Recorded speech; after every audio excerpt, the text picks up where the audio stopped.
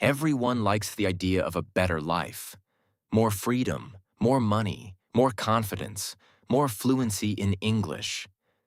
But between the life you have and the life you want, there is always a bridge you must cross.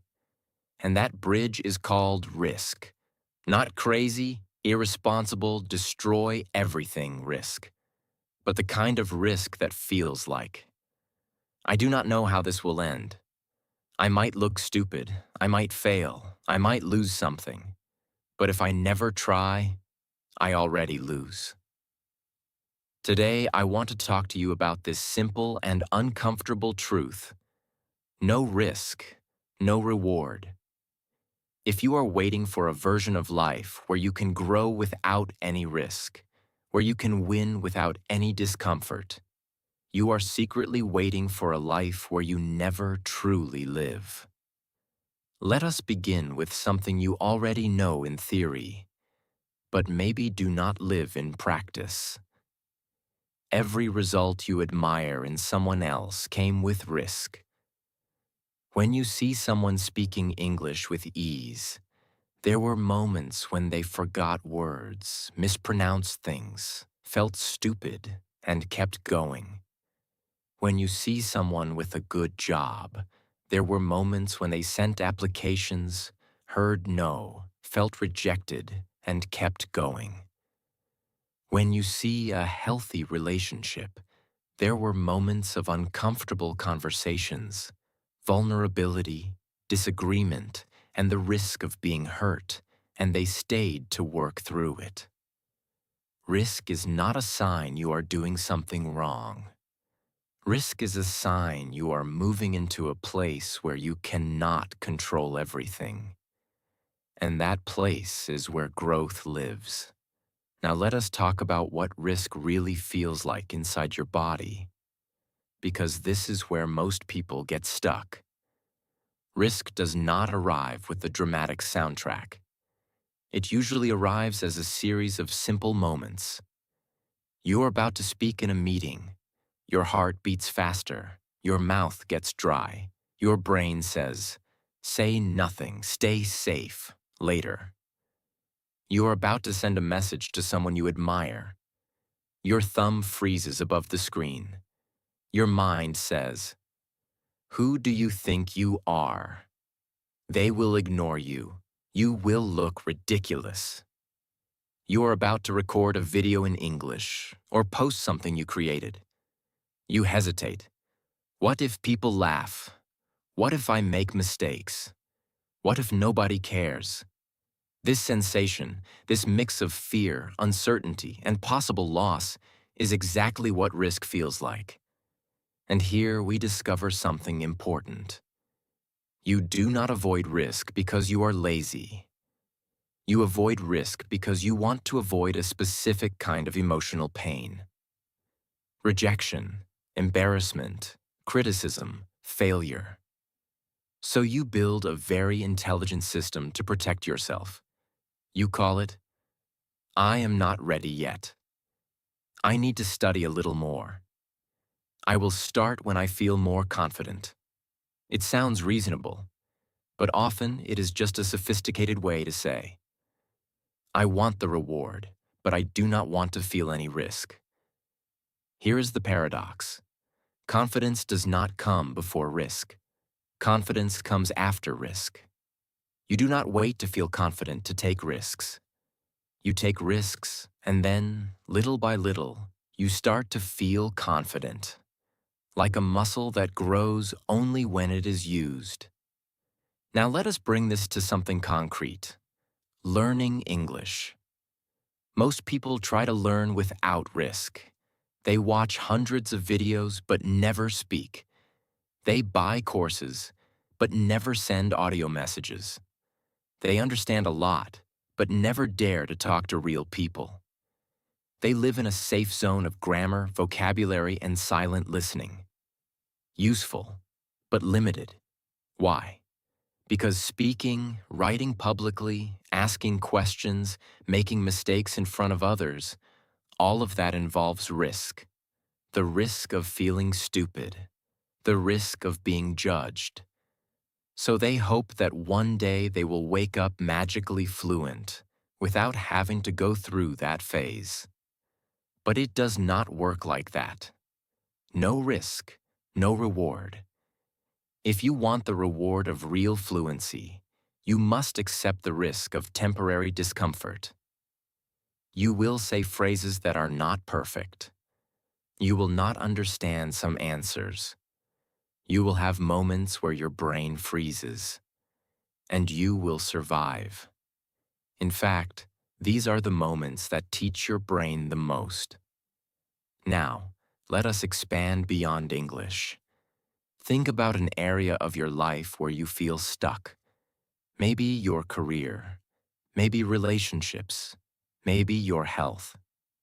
Ask yourself, what reward do I secretly want here, but I am not willing to take the risk that it demands? Maybe you want a better job, but you are not sending applications because you are afraid of rejection. Maybe you want closer friendships, but you never invite people to do something because you fear they will say no. Maybe you want to start a project, a channel, a business, a blog, but you do not post anything because you fear judgment. In all these cases, the distance between your reality and your dream is not made of talent or intelligence or luck. It is made of risks you have not taken yet. So, how do you start taking more risks without losing your mind? We are not talking about throwing yourself into chaos. We are talking about intentional, smart risk. There are 3 ideas that can help. First, redefine what it means to lose. When you take a risk, 2 things can happen. You get the result you wanted, or you get a lesson you needed. If you only call the first one a win, you will be afraid most of the time. But if you see every sincere attempt as movement, suddenly you are not a person who always fails. You are a person who is constantly gathering information about what works and what does not. You speak English and it goes badly? Yes, it hurts. But you also discover, I need to practice these words more. I need to slow down. I survived the embarrassment. It did not kill me. That is not a complete loss. It is part of the price of fluency. Second, start with small risks, but real ones.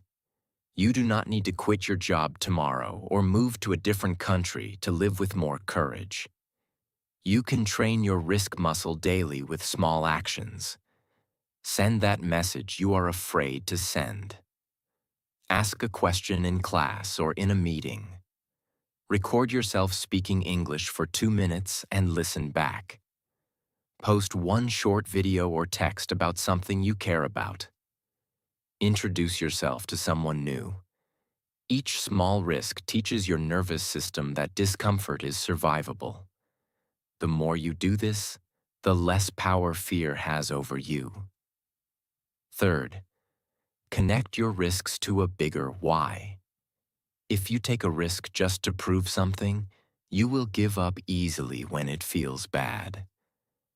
But if you know why this risk matters to you, it becomes easier to hold the tension. You are not just speaking English. You are building the future where you can travel, connect, work, and think in more than one language. You are not just applying for a job. You are trying to change your family's story. You are not just posting a video. You are practicing the courage to be seen as you are. When your why is clear, your brain can tolerate more how. More awkward moments, more slow progress, more uncertainty. Now there is another reason we avoid risk. We think people are watching us all the time. We imagine a giant audience ready to judge every move. In reality, most people are busy thinking about their own lives, their own fears, their own insecurities. The harsh comments you hear, the loud voices of criticism, often come from people who are not taking risks themselves. Remember this. The people who are really building things, growing, creating, learning, they rarely waste time attacking others for trying. So when you feel paralyzed by the fear of what will they think, ask yourself, who am I really afraid of? Whose opinion has so much power over me? And why? Sometimes you will realize that you are giving more importance to the judgment of strangers than to your own future. Now let us imagine two versions of your life from today into the next 5 years. Version 1. You continue avoiding risk. You stay where you are comfortable. You do not speak when you have something to say. You do not apply when you see an opportunity.